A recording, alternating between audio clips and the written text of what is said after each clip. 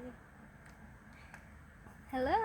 So today we are going to review this biscuit. Ayan. So hindi pa talaga po tayo ready mag-start.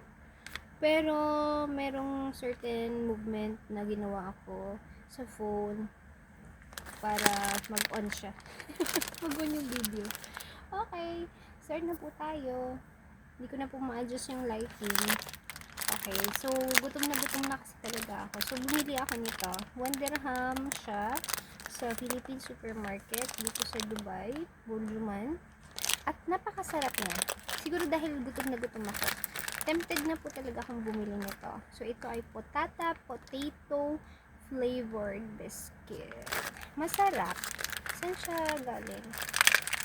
So siya po ay product of, tayo nyo hindi po sa Pilipinas, kahit po binili ko siya sa Philippine supermarket, hindi po siya product of the Philippines. Ang nakalagay dito ay manufactured by Pran Dairy Ltd, Bangladesh. So country of Bangladesh. Saan po ba ang Bagpara Palash Nursing D Factory? So dun po. Yun lang. Bumili ako ng 4. So, una, binili ko yung isa. Since nagustuhan ko siya, bumalik ako para bumili pa ng 3. Nagkamali pa nga si ate yung ikalawang pinagbilhan ko na cashier kasi na-charge niya 4. Sabi ko, ito po, binili ko kanina. 3 lang, yung babayaran ko. Yun lang po, paglilinaw. Thank you. Content story. Ayan, tingnan nyo to. Nakuha ko to dun sa claw machine na malapit din sa Philippine supermarket.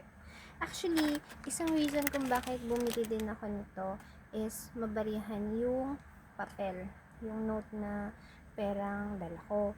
So, bumili ako, tapos may sukle.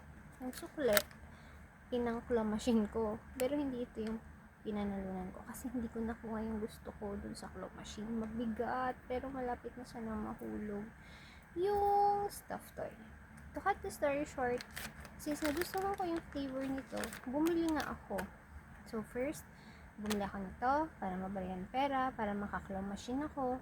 Tapos since hindi ko yun nakuha yung gusto ko, at na-realize ko, mas mabuting binili ko na lang sana ng pagkain, yung mga natalo ko sa claw machine. Dahil wala pa tayong sweldo. Okay, bumili na ako ng 3. So, syempre, pag nagutom ako, kain na akong snack. That's all. Bye for now. Cute, no? Butterfly. Eto, nakuha ko din sa claw machine. At marami pa din. Thank you for watching. Enjoy eating. Thank you guys for blessing.